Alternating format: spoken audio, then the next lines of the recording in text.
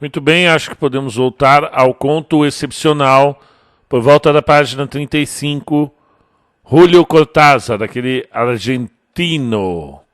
O conto excepcional para Julio Cortázar, em alguns aspectos do conto, não é o conto que traz o extraordinário anormal, como nos contos do Edgar Allan Poe, nem o conto que traz o extraordinário fantástico, como nos contos do próprio Cortázar. O conto excepcional é o conto muito bom, ok? Excepcional é a marca da qualidade literária que torna alguns contos inesquecíveis para quem os lê. Então, se a professora utilizar lá uma pegadinha para Julio Cortázar em O Conto Excepcional, o que ele quer dizer? É um conto anormal? Não. É um conto fantástico? Não. É um conto muito bom. Né? Pode parecer a alternativa mais simples, porém, às vezes o mais simples é o correto, não é verdade? Excepcional é a marca da qualidade literária que torna alguns contos inesquecíveis para quem os lê. E, de fato, para que o conto fisgue o leitor, é preciso que tenha algo mais, aquela alquimia secreta de que nos fala Cortázar. Ou então, aí a fala dele, o excepcional reside numa qualidade parecida do imã. Um bom tema atrai todo um sistema de relações conexas, coagula no autor e mais tarde no leitor uma imensa quantidade de noções, entrevisões, sentimentos e até ideias que lhe flutuavam virtualmente na memória e na sensibilidade. Um bom tema é como um sol, um astro em torno do qual gira um sistema planetário de que muitas vezes não se tinha consciência, até que o contista, o astrônomo de palavras, olha que bonito, hein? O que é o contista?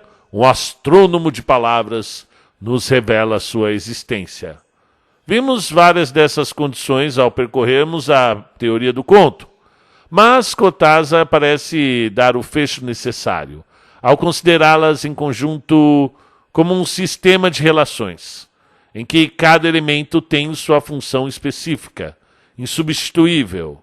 Para vocês verem como esse trabalho da Nádia Gottlieb, você não precisa ir lá no texto do Poe, lá no texto do Cortázar, lá no texto do Maupassant, lá no texto da Clarice, ela já entrega para você mastigadinho. Você não precisa elaborar um comparativo, já está no livro aqui. É só estudar. Não tem... já está pronto para você, você não precisa criar, é só perceber aí o trabalho incrível que ela fez. O conto, o romance, a fotografia, o cinema. A comparação que Julio Cortázar estabelece entre romance e cinema, conto, fotografia, facilita a compreensão das suas diferenças, ao mesmo tempo que realça os critérios de valor para um julgamento que seria um bom conto. Ou seja, ele realça os elementos invariáveis, que não variam, que não mudam, que dão a um bom conto a atmosfera peculiar e a qualidade de obra de arte. Para ser um conto, precisa ter atmosfera única, muito própria. E tem que ter a qualidade de obra de arte, né, gente? Tem que ter arte no conto literário, né? Já que a literatura é a arte da palavra. Na comparação, o romance está para o conto, assim como o cinema está para a fotografia, ou seja, há elementos de semelhança entre o romance e o cinema e entre a fotografia e o conto. Isso na medida em que um filme é, em princípio, uma ordem aberta, romanesca, enquanto que uma fotografia bem realizada pressupõe uma justa limitação prévia, imposta em parte pelo reduzido campo que a câmara abrange e pela forma que o fotógrafo utiliza esteticamente essa limitação. Então aqui tem várias colocações nessa mesma frase, né? Então ele fala aqui do romance que vem dos contos romanescos, né? Os contos lá de Roma, né? A forma de contar romana, por isso chama romance. Enquanto a fotografia tem uma justa limitação prévia. Você previamente, enquanto o romance é aberto, ó, ordem aberta, o conto e a fotografia é fechado, limitação prévia, é imposto, né? É reduzido, não dá para você começar um conto assim, beleza, vou começar e no meio do conto aí ele mesmo vai andando sozinho, como muitas vezes ocorre com o romance, ok? No entanto, para alguns fotógrafos, a arte da fotografia se apresenta como um aparente paradoxo, que Cortázar considera também próprio do conto, o de recortar um fragmento da realidade, né? Uma fotografia da realidade, um flash, como aquele rapaz que está lá no metrô, e a menina está descendo a escada rolante, e a porta está fechando, e aquele olhar. Pode virar uma fotografia, um momento, pode virar um conto. É um fragmento, não é a história completa. É um trecho, fixando-lhe determinados limites. Mas de tal modo que esse recorte atue como uma explosão que abre de par em par uma realidade muito mais ampla. Então você vê que aquele olhar que a menina deu para ele, nunca ouviu. Aquele momento que ela olhou para ele no metrô, e o metrô fecha a porta, abre uma realidade muito mais ampla que um recorte, que um fragmento. Vocês estão entendendo o que eu estou falando? Já o romance e o cinema agem por acumulação. A captação dessa realidade mais ampla e multiforme é alcançada mediante o desenvolvimento mesmo dos elementos espaciais, vai acumulando, né, informações que não excluem, por certo, uma síntese que dê um clímax, né, da obra. Na fotografia e no conto, em vez da acumulação, o que importa é a seleção do significativo. Surge a necessidade de escolher e limitar uma imagem ou um acontecimento que sejam significativos, que não só valham por si mesmos. Ele vai encontrar a menina? Ele não vai. Ele nunca mais vai ver a menina que está lá na plataforma? Não importa. Aquele momento, aquele olhar, já vale por si mesmo. Vocês estão entendendo? É disso que ele está falando. Mas também sejam capazes de atuar no espectador ou no leitor como uma espécie de abertura, de fermento que protege a inteligência e a sensibilidade em direção a algo que vai muito além do argumento visual literário contido naquela foto ou naquele conto. Tudo que ele podia explicar vai muito além daquele olhar que ele deu para a menina, né? O que Cortázar ouve de um escritor argentino apreciador de boxe arremata a distinção que desenvolve entre o romance e o conto. Neste combate que se trava entre um texto apaixonante e o leitor, o romance ganha sempre por pontos, enquanto que o conto deve ganhar por nocaute. O significativo, a intensidade e a tensão. Aí vamos lá, hein? Isso aí tá com cara de que vai cair na prova. Embora vários elementos concorram para a criação de um conto, parece que o destino de sucesso ou fiasco depende menos desses elementos do que do modo como são tratados pelo contista. Ou seja, o que decide se um conto é bom ou ruim é o procedimento do autor, e não propriamente este ou aquele elemento isolado. Tais elementos são elaborados de forma a permitir que o conto se torne significativo. E aí Cortázar fala, um conto é significativo quando quebra os próprios limites, com essa explosão de energia espiritual que ilumina bruscamente algo que vai muito além da pequena e, às vezes, miserável história que conta. Então, por mais que se ensine, né, como é cair perto da árvore, o conto ele é realmente bom quando ele cai longe da árvore.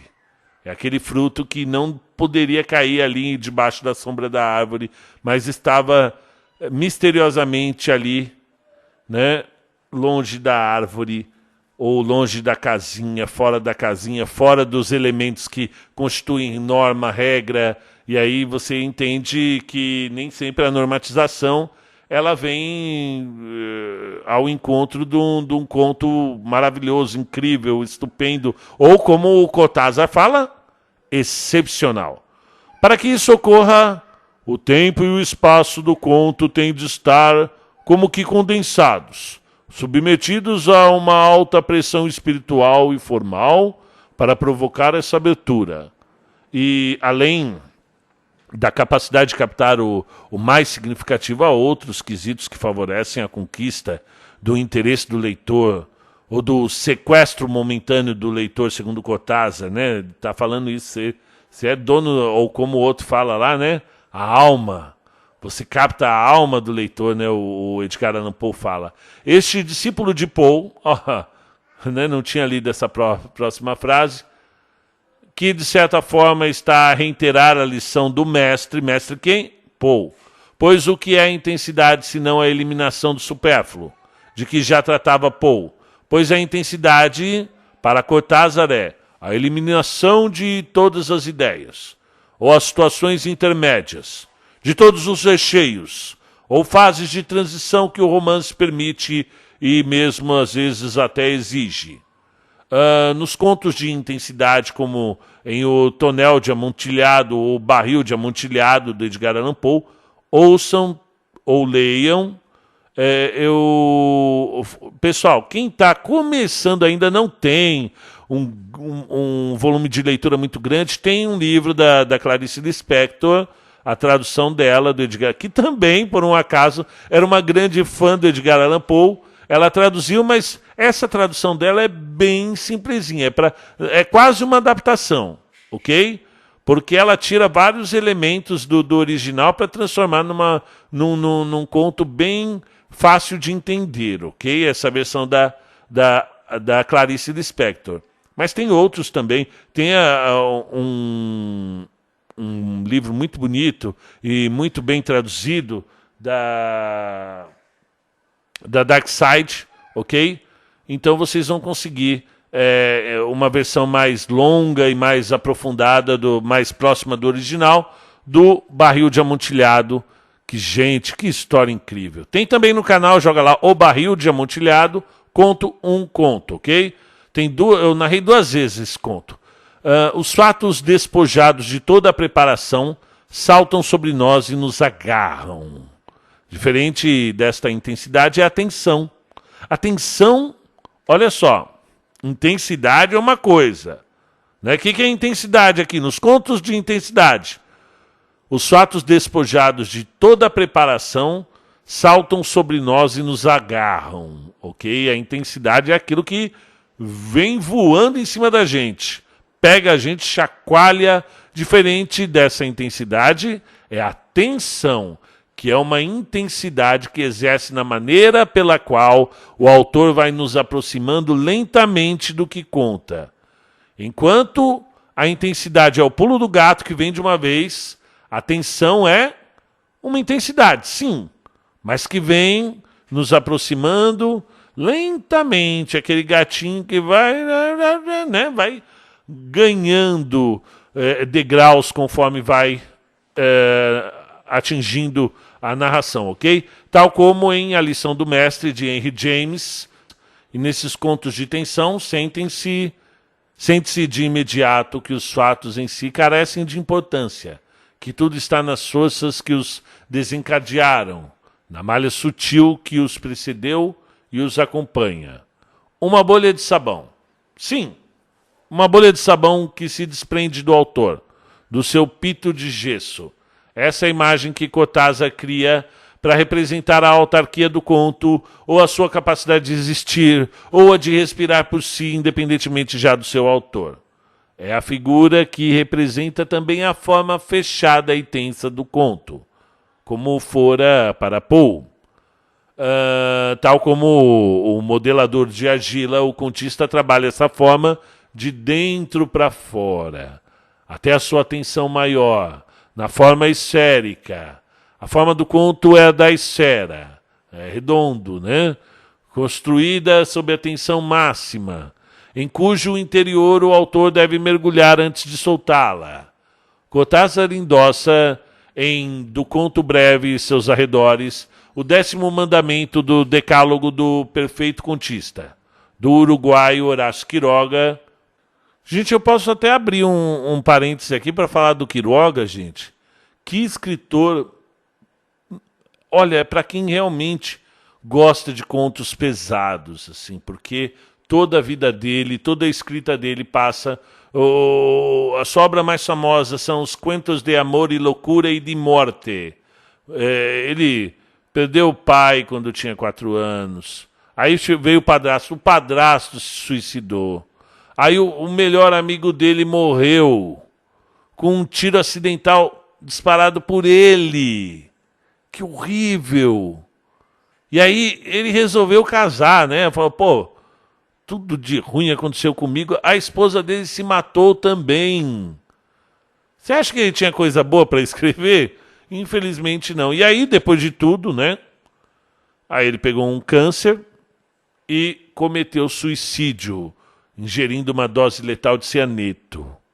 Gente, ler o texto dele é um tapa na cara, é um chacoalhão, ok? Eu gravei 3 textos dele aqui. Um é a Galinha Degolada, que eu já falei para vocês. Um é A Deriva, um homem é picado por uma cobra, pega o barco em busca de ajuda. E aí é com vocês. A Deriva. E o terceiro é O Travesseiro de Penas. Gente, que conto mais... para quem gosta de grandes surpresas dentro de um conto, é um conto com no máximo 15 minutos de leitura, mas traz uma surpresa emocionante. E vamos voltar aqui, né, ao texto com a fala do Horácio Quiroga, ok? O 10º mandamento do decálogo do perfeito contista do uruguaio Horácio Quiroga, pois concorda que, para se escrever um conto, é necessário o autor pressupor um pequeno ambiente, fechado, esférico. Ele tem que fechar uma bolha em torno daquela cena, do qual ele mesmo poderia ter sido uma das personagens. Uma bolha de sabão, que atrai as atenções e prende os interesses justamente pela sua força de tensão, na luta para preservar a sua esfericidade. Aquele momento, aquela cena, aí você pode voltar a lembrar do rapaz e da menina descendo na escada rolante. Ali é uma bolha de sabão.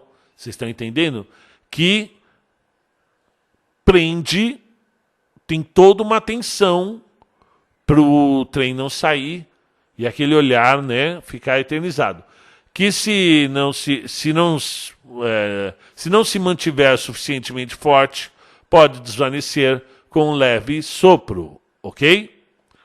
O conto, o poema e o jazz. O excepcional, voltamos aí em itálico por conta do Cortázar, porque é uma fala dele. A chave de compreensão do conto em Cortázar também caracteriza a poesia. O conto e a poesia têm a mesma origem. Enquanto a arte, que nasce de um repentino estranhamento, de um deslocar-se que altera o regime normal da consciência, afirma Cortázar no mesmo ensaio. No entanto, o conto não tem essa intenção, né? A arte nasce de um estranhamento repentino. Opa! Tem alguma coisa estranha? De um deslocar-se que altera o regime normal da consciência. Já o conto e a poesia, tal como é entendida a partir de Baudelaire, a poesia tem. O conto não tem essa intenção. A poesia tem uma espécie de magia de segundo grau, uma tentativa de posse ontológica e não já física, como na magia propriamente dita. E no conto, bom, o conto não tem intenções essenciais, não indaga nem transmite um conhecimento ou uma mensagem. O conto é um conto, é uma bolha, que é bom, muito bom, quando ele é excepcional. Embora para Cortázar o conto se aproxime mais da poesia que da prosa, pois a eficácia e o sentido do conto dependem... eficácia e sentido do conto. Qual é o sentido do conto lá na prova? Segundo Cortázar, depende desses valores que dão um caráter específico ao poema. E também ao jazz, que é tensão, ritmo, pulsação interna, tudo. O imprevisto dentro dos parâmetros previstos, essa liberdade fatal que não admite alteração sem uma perda irreparável. Então, aí ele faz essa metáfora do conto com o jazz. Essa última observação nos remete também de uma forma irreparável para os contos do próprio Cortázar, que se desenvolvem em vertiginosa busca inalcançável pelas formas espiraladas em ritmo de jazz, que por vezes compõem a própria estrutura dos seus contos. E aí vamos lá para um conto de Cortázar. Sente-se em toda a teoria do conto de Julio Cortázar a presença de um Edgar Allan Poe, que Cortázar admirava, que Cortázar traduziu e estudou. Voltamos neste final de percurso pela teoria do conto ao nosso ponto de partida. Fomos de Poe, até onde? Andamos, até Poe. De Poe a Poe. Basta nos lembrarmos de um dos famosos contos de Julio, que é A Casa Tomada. Gente, A Casa Tomada é fantástica. Vocês não têm ideia. Para tudo, vai lá ouvir. Tem no canal também. E, gente, é um suspense, é um mistério, é um terror. De repente começam a tomar sua casa. Estão ali na cozinha. E você para de usar a cozinha. Aí eles estão no corredor. E aí você... Gente, vai lá ouvir. Tal como ele próprio anunciava, o sentido primeiro do conto se amplia em outros tantos possíveis, dependendo da tomada que dele se faça. Pois dois irmãos viviam numa casa, ou no interior de uma casa, que tem uma marca do passado histórico, foi de bisavós, de avós, dos pais, e vivem aí juntos, Irene e eu, né, o narrador. Ela tecendo, ele lendo. E as relações com o exterior atendem à utilidade imediata dessa ocupação interior. Ele sai para comprar lã para ela, livros para ele. E numa segunda etapa, ocorre minuciosa descrição da casa, de todos os seus cômodos. Ali ele está criando a atmosfera. E de repente começam inexplicavelmente, e daí o seu caráter fantástico. Começam os ruídos. As personagens fecham as partes da casa tomadas pelos ruídos e vão recuando para outras, que vão também sendo progressivamente tomadas, até que a casa fique totalmente tomada. E os dois, com o que tinham no corpo, encontram-se na rua. Gente, vai lá ouvir. O conto sóbrio na sua economia de detalhes fisga apenas o mais significativo. Isso poderia ser demonstrado pela análise de cada elemento do conto. Menciono um como exemplo. Quando ele sai para comprar livros e acrescenta: desde 1939 não chegava nada de bom à Argentina. Esse dado sugere a situação do país visado ou tomado pela repressão. E não seria a casa tomada, o espaço gradativamente invadido, sem saber como nem porquê, por um poder político absurdo, despótico, mais forte que o das duas pessoas ali unidas por um afeto ou por ocupações vitais, o tecer e o ler. Né? Então aí tem uma metáfora fabulosa entre a ditadura que estava ocupando os espaços do país e os barulhos que estavam ocupando a casa dele. O conto trabalha essa intensidade e também a tensão, porque a intensidade lembra aquele salto, o pulo, e a tensão vai crescendo conforme vai passando o tempo, né? A casa ser tomada aos poucos e inesperadamente por ruídos. Essa é a base da construção do fantástico, pois não se sabe que ruídos são esses. Basta uma constatação, a de que eles acontecem, e tem uma força de eliminar pessoas da casa ou do país. A criatividade nas definições do conto. E aí vamos lá. Quanto já se exerceu o poder criador na tentativa de se definir esse gênero criativo que é o conto? Alguns conservam sobriamente a condição de tempo de leitura como critério. Para Wells, né, o conto pode ser Quando a gente fala de Wells, é H.G. Wells, ok? Herbert George Wells é um cara um britânico que, bom, ele escreveu o romance científico, ok? E aí vocês ainda vão ler bastante o Wells, principalmente A Máquina do Tempo, ok? Que está em toda a biblioteca e as crianças adoram. Saiu o filme também dessa Máquina do Tempo.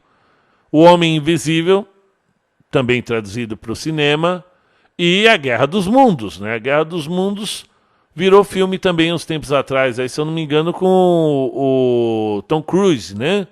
E inclusive tem até aquele episódio de que um narrador, um locutor de rádio pegou o Guerra dos Mundos, começou a ler certa vez no rádio, né? Tem essa lenda aí, né? E causou um alvoroço ali na cidadezinha onde ele morava, porque as pessoas acreditaram realmente que o planeta estava sendo invadido por alienígenas, tudo. Muitos falam que isso é só uma lenda, que não foi também essa histeria toda, mas ficou muito conhecida essa situação aí, esse caso, e é bem interessante, ok? Então, quando a gente fala de Wells, é esse cara aí do romance científico. Então, aqui, para Wells, o conto pode ser qualquer peça de ficção passível de ser lida em meia hora. Então, aí, bem resumido aí a intenção dele. Outros recorrem à condição do maior impacto. Então o conto é comparado a uma corrida de cavalos, o que define a largada e a chegada. E nessa mesma linha de pungência do conto fica o argentino Ricardo Giraldes, né? Ele gostaria que seus contos fossem breves, resumidos, concisos, porque e sua imagem é a de luta, que é também a da escrita. O que mais me agrada na mão é o punho. E o seu secretário, Robert Alt, refere-se aos livros de conto, os livros que trazem a violência de um cross, ou um soco cruzado nas mandíbulas. Já vimos que a imagem da luta de boxe adotada por Julio Cortázar, a de que o romance ganharia por contagem de pontos e o conto por nocaute. Outros ressaltam a sua flagrância do presente, por ser o conto uma ficção livre, mais apta a representar a vida moderna na sua multiplicidade de situações, impressões, incidentes, e por isso, para William Carlos Williams, o romance seria um quadro, e o conto uma pincelada. Uma forma virtuosa, o conto é um voo da imaginação completo, para cima e para baixo. Não falta a recorrência à topologia. Para Boris Elkenbaum, o romance é comparado a um longo passeio através de lugares diferentes que supõem um retorno tranquilo. A novela é uma escalada de uma colina, tendo por finalidade oferecer-nos a vista que se descobre dessa altura. E o mesmo autor, quando se refere especialmente ao conto ou novela de enigma, recorre à imagem do cálculo matemático. Em alguns lugares, aí, em algumas épocas, vocês sabem que o autor ele se refere ao conto como novela, tá, gente? A novela ou o conto lembra o problema que consiste em colocar uma equação a uma incógnita. O romance é um problema de regras diversas, que se resolve através de um sistema de equações com muitas incógnitas, sendo as construções intermediárias mais importantes que a resposta final. A novela é um enigma. O romance corresponde à charada, ou ao jogo de palavras. Se a professora colocar isso na prova, é mancada, hein? Está bem complicadinho isso aí. A gente levaria um tempinho aí para ficar querendo entender a referência aí da charada, do enigma, né? E da incógnita. Nem falta o elemento erótico, como no depoimento da escritora a Mr. Genoway, ao declarar sua preferência pelo romance em relação ao conto. Eu sou como o marido vitoriano que falava da profunda paz na cama dupla do casamento depois de Hurly Burly da Chase Long. O romance é como aquela maravilhosa cama dupla. E eu não consigo voltar atrás para Lee Chase Long. Alguns truques para se escrever contos, do Quiroga. Quiroga, vocês estão lembrados, né? É o rapaz lá que teve a vida toda ferrada. Eu acho que só o Edgar Allan Poe deve ter tido uma vida tão ruim quanto a do Horácio Quiroga, né? Então, continuando aí, vamos terminar esse livro logo, alguns truques para se escrever contos do Horácio Quiroga.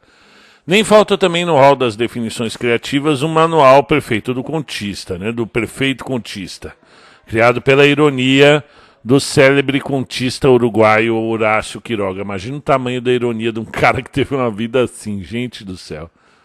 Raul Castadinho, como tantos outros, também apresentou seu repertório. O conto deve ter uma ação concentrada, uma única tensão narrativa, suficiente e dose de sugestão, linguagem adequada, aprofundamento do espaço literário, tudo de modo a que ele permaneça na mente do leitor e o deixe trepidante. E Herman Lima, em variações sobre o conto, valendo-se de alguns teóricos, reconhece no conto clássico de início, meio e fim a síntese, o acidente, o drama de uma situação, a tensão poética e a clareza. Mas Horácio Quiroga ironiza os repertórios. Tão irônico na crítica e tão trágico na vida. E aí ele fala um pouquinho, né? Suicídios na família, né? O padrasto, a esposa, inclusive ele mesmo, né? E nos contos de amor, de loucura e de morte, de 1947. E parodia, assim, os repertórios feitos a sério, dando-nos receitas de procedimentos ao alcance de todos. Procedimentos mais usuais e seguros, que facilitarão a confecção caseira, rápida e sem falhas, do que veio a se considerar o mais difícil dos gêneros literários. Eu também considero o conto um dos mais difíceis.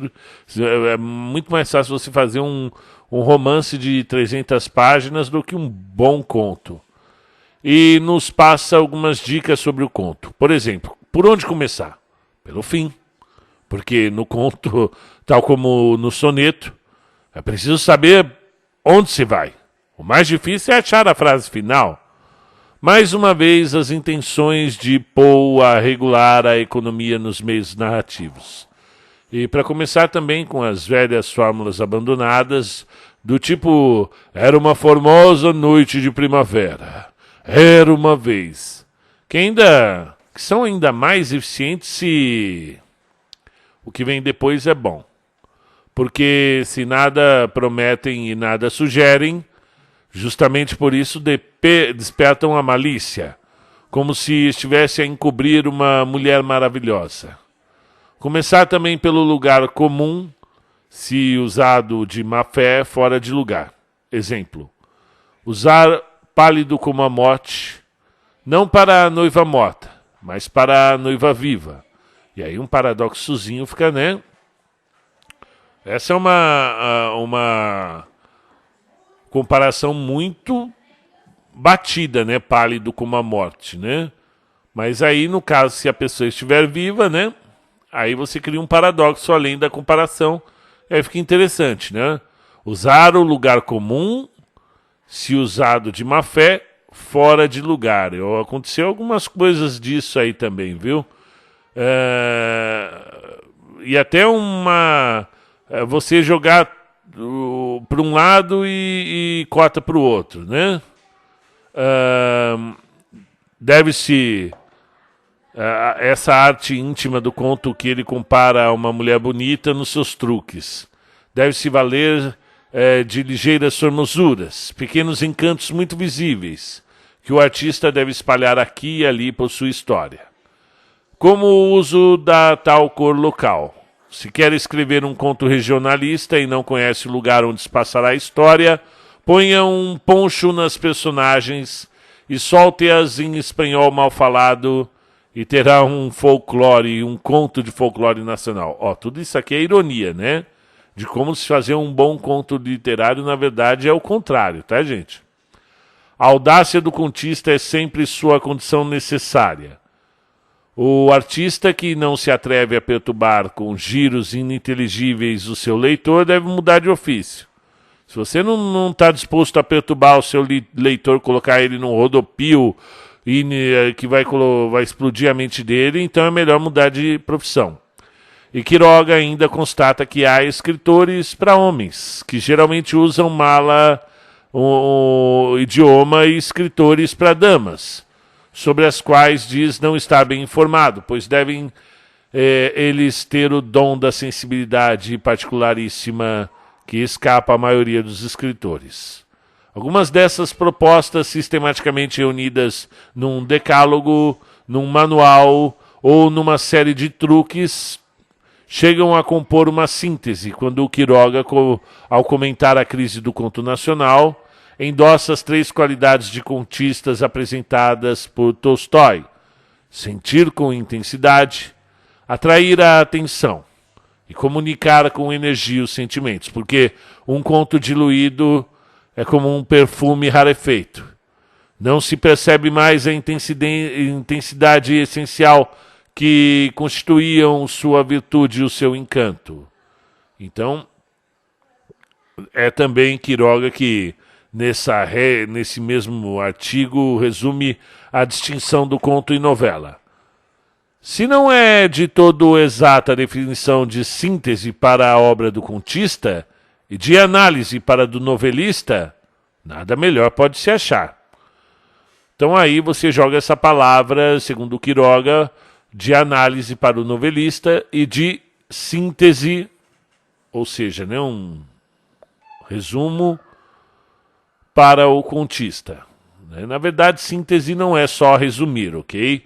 Mas destacar também as grandes passagens e o que realmente importa. Não que o resumo não seja isso, mas a síntese ela é mais delicada, ela é mais cuidadosa. E é também Quiroga que, ao se referir à retórica do conto, por uma definição tão simples do conto literário, liga-o ao seu passado e aos seus ancestrais. O conto literário consta dos mesmos elementos que o conto oral, e é como este um relato de uma história bastante interessante e suficientemente breve para que absorva toda a nossa atenção. Justamente por isso o conto permanece. É o homem, e o homem contará sempre, por ser o conto a forma natural, normal e insubstituível de contar. Ok, agora vamos para o capítulo 4. Conto uns casos, e aí a gente precisa falar daquele rapaz que desceu o Morro do Livramento para ser um dos maiores escritores da história da humanidade. Tudo que vocês vão ouvir falar muito de Machado de Assis, e isso uma hora vai encher o saco. Aí quando vocês realmente conhecerem, vocês vão ter a noção de que ouviram pouco falar de Machado de Assis, que deveriam ouvir mais. Machado de Assis, afinal, qual é o enredo? Nunca pude entender a conversação que tive com uma senhora há muitos anos. Contava eu 17 e ela 30. A gente já sabe que fala aqui da Missa do Galo, né?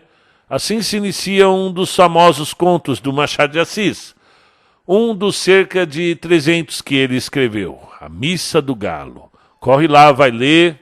Tem também no canal em áudio. Mas caramba, esse cara tem todos os contos. Bom, até agora eu dei a sorte de quase todos aqui falados eu já tive a oportunidade de narrar, ok? Então aqui, na verdade, nem ele nem nós conseguimos ir até o final das conjecturas para chegarmos a uma conclusão sobre o que realmente aconteceu aquela noite. O que pegou ali, meu? Porque eu também fiquei nessa, entre o senhor Nogueira e Dona Conceição, na sala, enquanto o senhor Nogueira esperava a hora da Missa do Galo.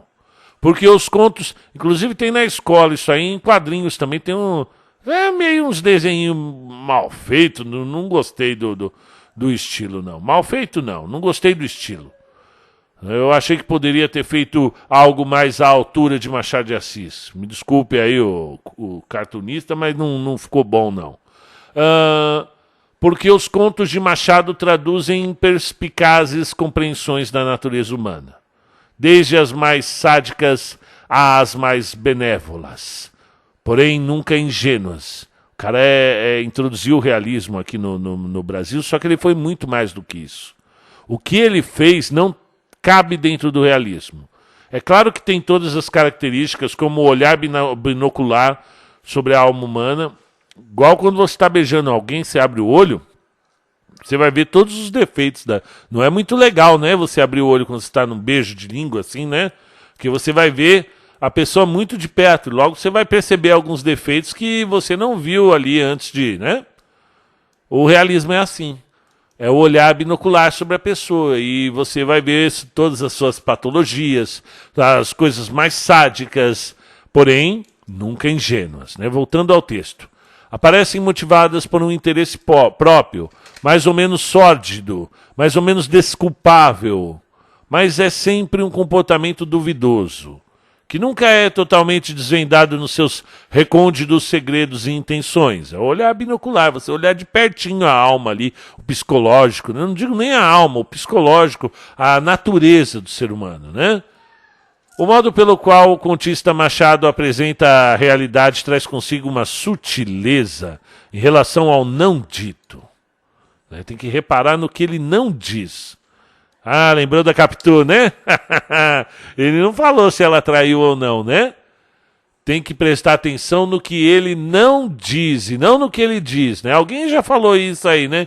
Repare bem no que eu não digo. Quem foi que falou? Foi o maravilhoso Leminski, o Paulo Leminski. Vocês vão gostar muito ainda dele. Quem já é fã, parabéns, um grande poeta. É preciso estar preparado, né? E prestar atenção ao que ele não disse, né? Então vamos ver aqui. Que abre para as ambiguidades, em que vários sentidos dialogam entre si. Portanto, seus contos paralelamente ao que acontece, há sempre o que parece estar acontecendo. Por isso que ele era tão genial. Gente, vocês não têm ideia. Vocês vão ainda andar por aí com camiseta do Machado de Assis. Ó, há o que acontece e, paralelamente, o que parece estar acontecendo. E disso nunca chegamos a ter certeza. Afinal, o que aconteceu mesmo? Qual é a história? Como que acontece? Ou qual é o enredo? Isto tudo é montado a partir de gestos, olhares, cochichos, entre linhas. Transforma-se numa questão para o leitor, que às vezes irá atormentá-lo pelo resto da vida. A leitura dos seus contos caminha nesse auscultar outra e sempre outra significação sugerida pela ironia fina e implacável, como a que constrói a atmosfera da espera na sala da casa do Rio de Janeiro, enquanto o Sr. Nogueira aguarda a hora da missa do galo. Ele e ela, ali. Afinal, ele tinha ficado no Rio ou na corte até o Natal para ver a missa do galo da corte. Teria sido só para isso mesmo? Será? Porque acabaram as aulas, né? Ele podia voltar para a casa dele, mas não, ficou ali para esperar um amigo que vinha buscá-lo, né, próximo da meia-noite. Natalzão, vamos assistir a missa do galo, várias meninas. E aí ele senta ali no escuro mesmo, né? Ele está na casa de um tio. E aí quem aparece é a esposa desse tio. Ele ficou ali até o Natal para ver a missa mesmo? Vamos ver, né? Pelo menos é o que parece. Desde a primeira parte do conto, uma apresentação das personagens, das razões de ali se encontrarem, usando para isso o flashback. A volta a um passado para explicar esse presente. As causas vão surgindo naturalmente, mas também como não o fossem. Isso é, vão surgindo como se pudessem ser motivos razoáveis para o enlevo amoroso que se desenvolve no decorrer da espera da missa. Dona Conceição é a esposa conformada com o marido, que trazia amores com uma senhora separada do marido que dormia fora de casa uma vez por semana. E o senhor Nogueira, enquanto espera a hora da missa, lê romances de Alexandre Dumas, Os Três Mosqueteiros, até ficar ébrio de Dumas, a tal ponto que quando Dona Conceição entra na sala, tinha um ar de visão romântica, não desbaratada com o meu livro de aventuras. Lembrando que os Três Mosqueteiros foram escritos naquela época do romantismo, e aí ele tinha essa visão romântica, e ele usa esse contraponto entre o romantismo e o realismo para fazer essa passagem de tempo de escola literária, ok? Ele usa em outros contos também, o próprio A Cartomante, você tem essa visão romântica versus a realidade nua e crua, e vocês vão ter que ver como é que termina isso. Nessa parte do conto em que o par se encontra, a conversa gira em torno de romances e depois sobre mulheres, vulgares ou santas. E Dona Conceição era boa. E o Sr. Nogueira, o narrador, faz questão de repetir com certa impaciência, como se para se certificar ele mesmo do que diz. Já disse que ela era boa, muito boa. Não é nesse sentido que você está pensando, não. Boa de bondade mesmo. E há os gestos de Dona Conceição, com os olhares sempre fixos nele, a inquietação, os braços, os dentes brancos, o nariz, a proximidade, o cochicho, a mudança de lugar para mais perto dele, o devaneio, o sono e, sobretudo, o diálogo. Não propriamente o que se diz. Este parece ser mais um pretexto para encobrir, disfarçar ou dissimular o que acontece por detrás, ou além disso, o diálogo das tensões. E no final da espera, aumenta-se a expectativa. Queria ou não, queria acabar a conversação. Afirma o Sr. Nogueira. E ainda, há impressões dessa noite que me aparecem truncadas ou confusas. Eu me contradigo, eu me atrapalho. Uma das que ainda tenho frescas é que, em certa ocasião, ela, que era apenas simpática, ficou linda, lindíssima. E na terceira parte, após o clímax da tensão, as coisas voltam aos seus lugares. E quais são eles? Ele para a missa. Ela fica em casa. E mais tarde, ele viaja e volta ao Rio. E ela fica viúva e se casa de novo. Ouvi dizer que casara com um escrevente de juramento do marido. Entre o nível de boas intenções, aliás, reiteradas, e as outras, as segundas intenções, sugeridas, você vê, nunca é jogado, sempre é sugerido. Há um intervalo que reside o sentido do conto, pois esse intervalo tende a ser desfeito a cada detalhe, mas ao contrário, a cada detalhe ele mais se amplia e se desdobra. E sabemos e não sabemos dos limites entre essas intenções. Permanece a dúvida, numa vibração, numa periclitância. A perspectiva do Machado é da contradição que se despista, o terrorista que se finge de diplomata, afirmou Alfredo Bozzi. Vocês vão estudar muito ainda Alfredo Bozzi. Não vou nem entrar no mérito dele, ok? É o maior crítico literário da história aí do Brasil. O Machado tem esse dom de fisgar o leitor pela intriga bem arquitetada, intrigando-o com questões não resolvidas. Voltou a lembrar da Capitu, né? Porque nenhum deles, ele ou ela, cede ao impulso instintivo da atração mútua. Ele quer conhecer a corte. Ela tem marido. E depois, depois outro. Este sentido de armadilha do conto aparece também em textos do Machado sobre o conto. Na advertência ao volume Papéis Avulsos, ele afirma reunir ali apenas papéis avulsos. Mas a verdade é essa, sem ser bem essa, diz ele. E completa, os contos têm certo parentesco entre eles. Veja-se outro exemplo nessa mesma advertência. Sobre os contos, afirma ele, eu não sei que diga que não seja inútil, mas acaba sempre dizendo coisas. Cita, por exemplo, Diderot, para quem ao escrever um conto, o espírito fica alegre, o tempo escoa-se e o conto da vida acaba, sem a gente se dar conta disso, né? Sem se dar por isso.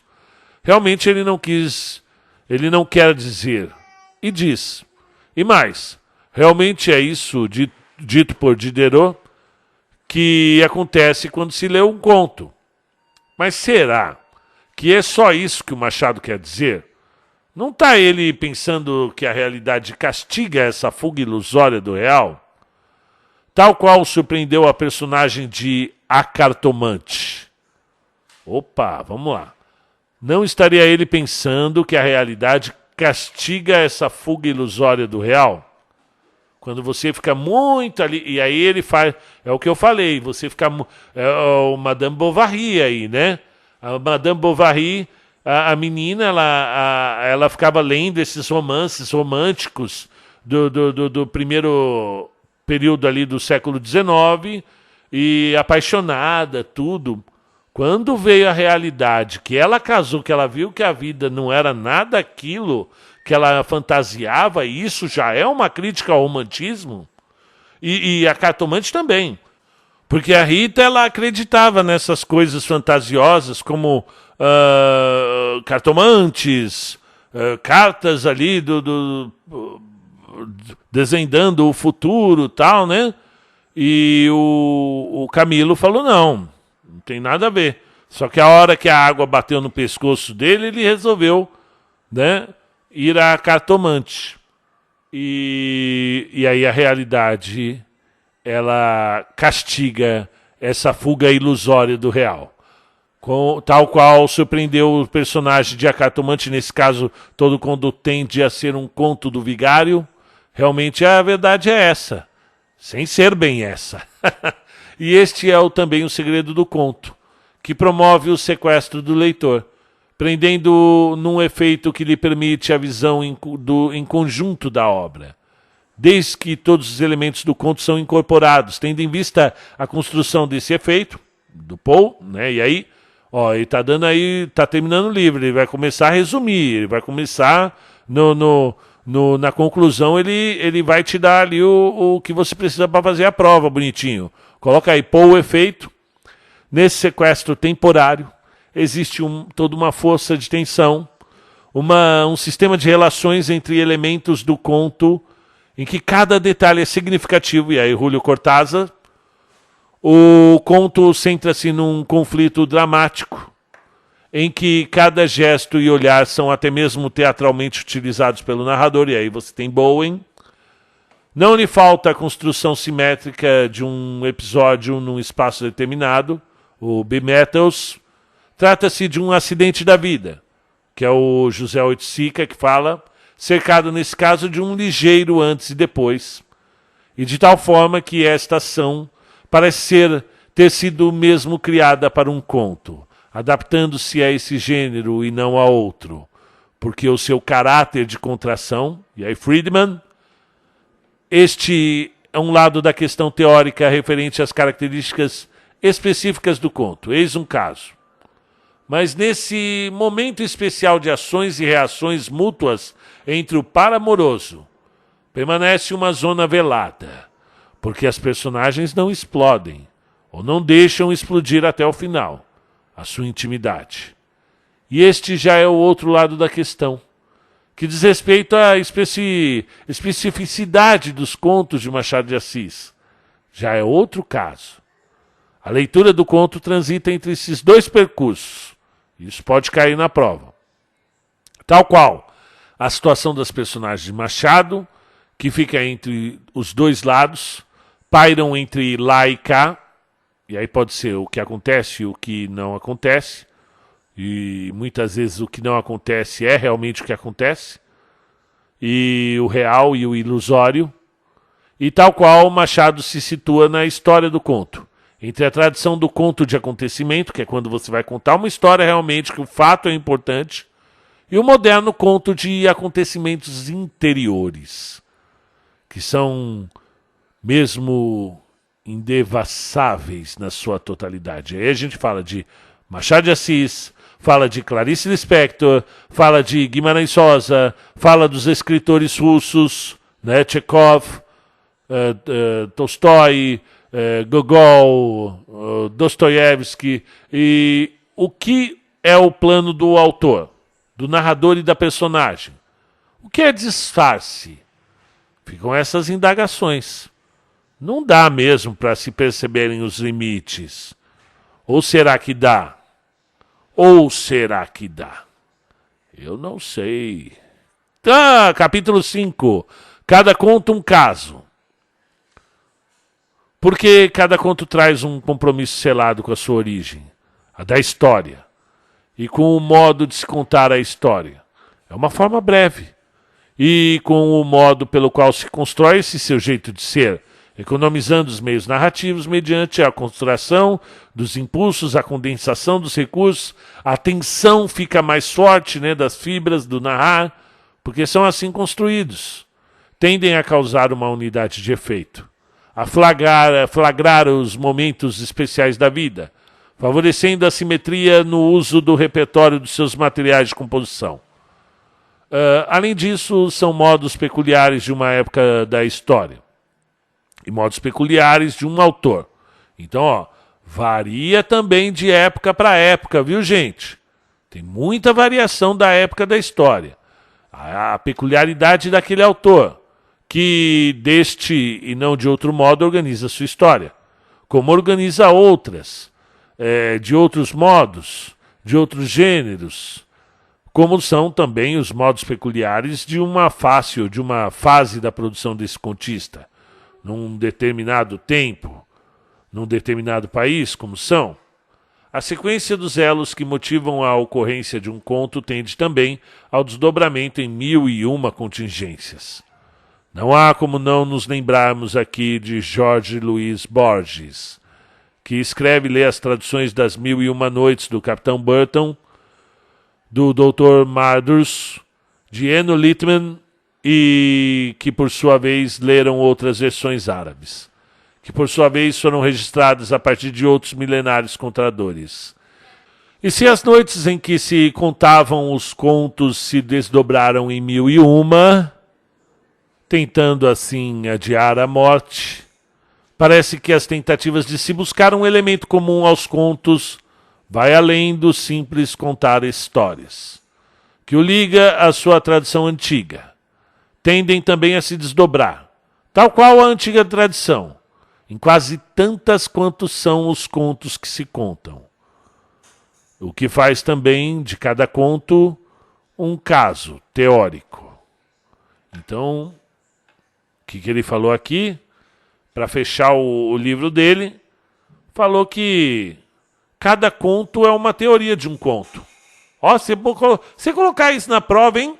Se eu fosse professor, eu ia ficar feliz. Cada conto é uma teoria de um conto. É o que ele está falando aqui, ó. De cada conto, um caso teórico. Cada conto é uma forma de se teorizar um conto. Porque varia de acordo com a época, de acordo com o escritor. Mas a gente sabe que sim, tem o compromisso com a história, né? Compromisso selado com a sua origem, a da história. Tirando isso, cada um vai ter uma visão diferente. Então, é isso aí, pessoal. Ó, foi bem interessante esse tempo que eu passei aqui falando sobre a teoria do conto. Vamos voltar já com outro livro sobre literatura, teoria da literatura. Quem faz letras, seja muito bem-vindo, inscreva-se, faça parte, comente. Claro que essa é uma visão muito pessoal de um professor que não é especialista em literatura, ainda não fiz mestrado de literatura, mas eu acredito que essa leitura vai ajudá-los e também vai me ajudar na composição da minha, um dia uma dissertação, um dia numa tese, né? Muito obrigado e até a próxima.